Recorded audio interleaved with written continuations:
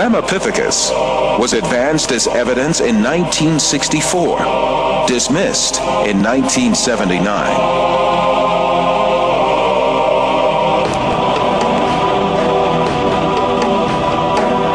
Despite all these facts, these skulls are still presented to the public through the media and in some evolutionist textbooks as if they were scientific facts. In many countries, an important part of the society supposes that evolution is a proven fact. A great deal of this so-called evidence of evolution, much of which has been dismissed by evolutionists themselves, is still presented to school children in their textbooks, where they are depicted as the ancestors of man.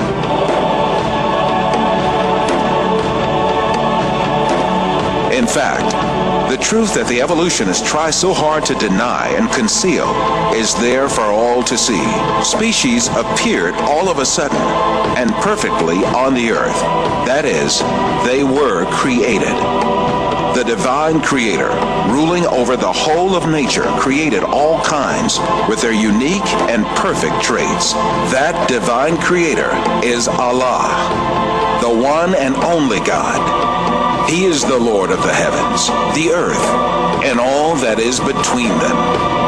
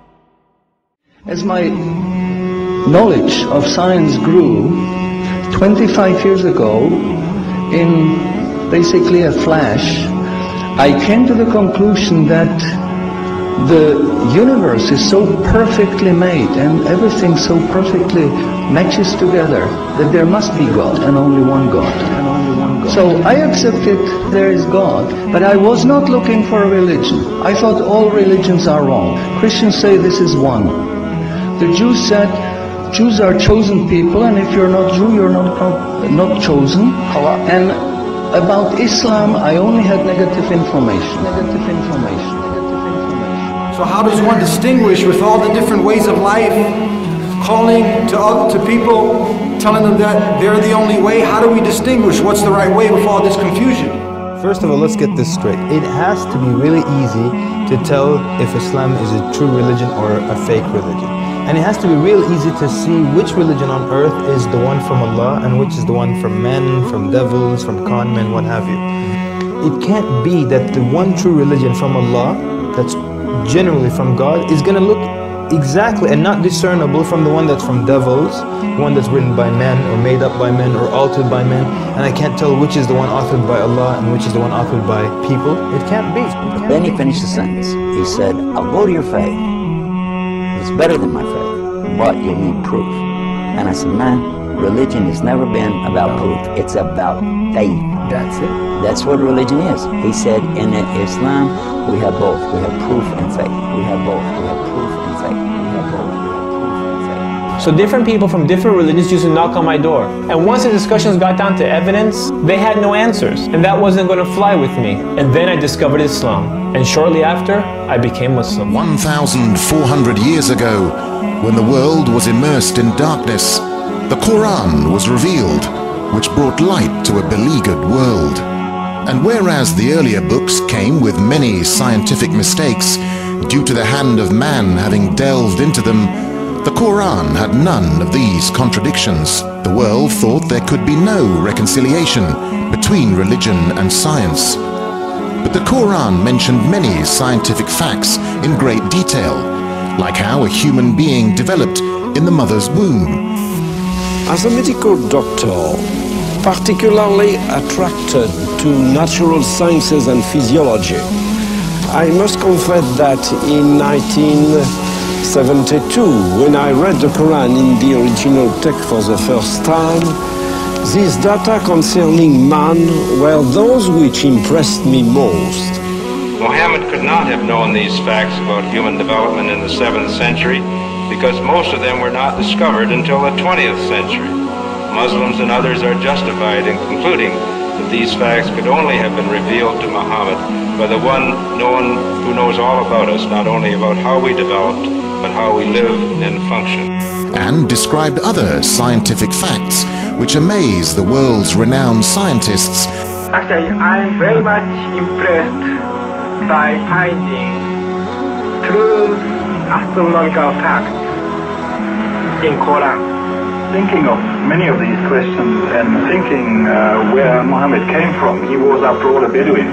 I think it is almost impossible that he could have known about things like the common origin of the universe, because scientists have only found out within the last few years, with very complicated and advanced technological methods, that this is the case. Let me go straight to the second argument, which is about the miraculous nature of the Quran. The Quran being a signpost to the transcendent. What I mean by this is that the Quran can only be best explained by the fact that it is a divine book. And I'm going to use the inimitability of the Quran for this. Now, what do I mean by inimitability? What I mean by inimitability is that the Quran cannot be emulated, reproduced, matched or copied with regards to its literary and linguistic features. But since Prophet Muhammad, peace be upon him, is the last messenger that was sent to mankind, isn't it fair that his message, the miracle that came with him and his message be preserved till the end of time, so that humans can still make that judgment call whether this miracle and message is in fact man-made or divine, man-made or divine, man-made. And then when I was maybe about 1/3 in Quran, I remember telling my wife, you know, this Muhammad, he must have been a very smart, very intelligent man, because this book is very clear, very logical, very easy to follow, and there are no contradictions. But then as I read later, I suddenly saw a scientific fact which I knew was only discovered in the 20th century. So immediately I saw that Muhammad is not the author of the Quran, that Muhammad is a messenger sent by God to give the Quran to mankind. Muhammad is a messenger sent by God to give the Quran to mankind.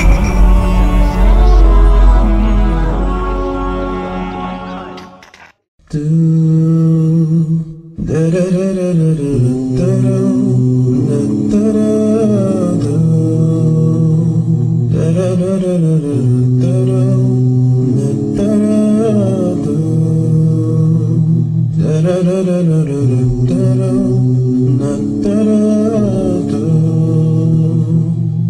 I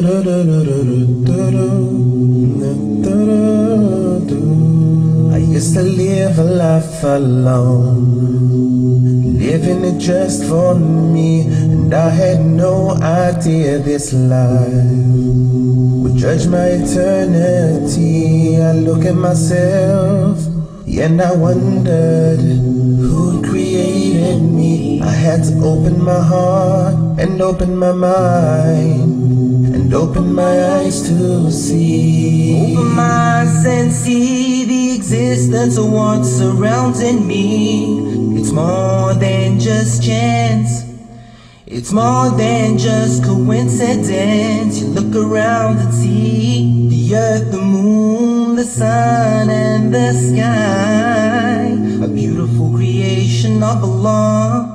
So how could you deny? How can you deny the oneness of Allah? Allahu Akbar. How can you deny the oneness of Allah? Allahu Akbar. How can you deny the oneness of Allah? Allahu Akbar.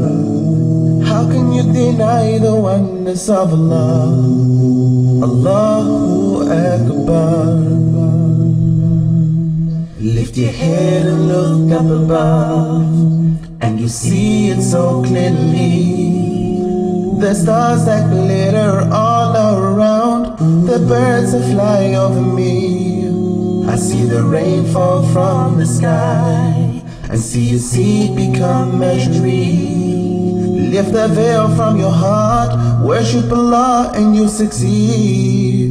You surely will succeed. Open my eyes and see the existence of what's surrounding me. It's more than just chance, it's more than just coincidence. The air that I breathe, the food that I need, the plants and the trees, the sun and the seas, you and me, everything you see. So how could you deny? How can you deny the oneness of Allah? Allahu Akbar. How can you deny the oneness of Allah? Allahu Akbar. How can you deny the oneness of Allah? Allahu Akbar. How can you deny the oneness of Allah? Allahu Akbar.